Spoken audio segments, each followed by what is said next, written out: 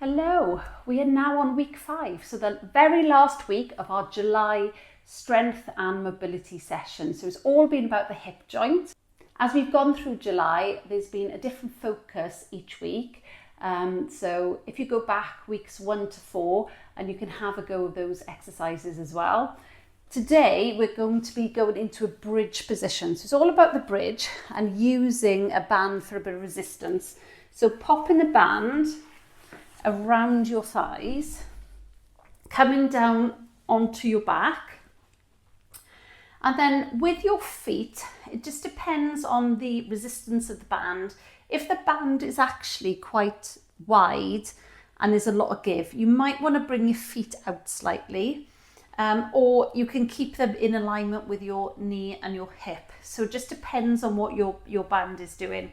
Whatever you do though, don't let the band roll your knees in. So keep your knees out so that they're in alignment, okay? Feet are pressing down into the floor, so as if you're squashing grapes into the floor. Knees in alignment, your pelvis is tucked.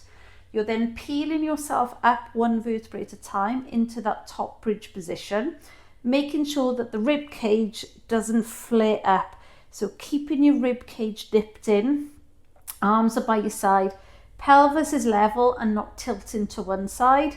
You should feel your hamstrings and your glutes engaged. If you feel that they're not, really push through the heels a little bit more and maybe push through the outer part of the foot to keep the knees out.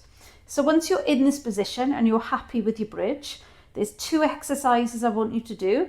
The first one is pulsing up towards the ceiling. So these little pulses or pelvic thrusts, you're clenching your glutes even more and pushing up towards the ceiling. So you should feel your buttocks working even more. Try not to drop the height and try to keep the rib cage nipped in as well. Try not to flare the ribs as you're doing it, so keep the rib cage nipped in. So you're really just moving from the pelvis. The next exercise is your knees are going out and then back in. So try not to drop the height of the pelvis. Keep the pelvis where it is. Knees are going out and then slowly bring it back in.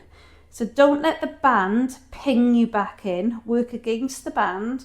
Just slowly go out and then slowly come back. So you're really doing it with control, keeping your alignment.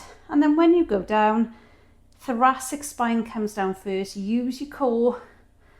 Use every single vertebrae to touch the mat, one at a time, into your bottom position. So when you're doing both exercises, you may want to do between 10 and 20 second pelvic thrusts towards the ceiling, and then with your abductions between 6 and 8 reps of those, and maybe repeat the whole process sort of 3 or 4 times. And that you should feel then a lot working through your glutes and your hip stabilizers. So give that a try.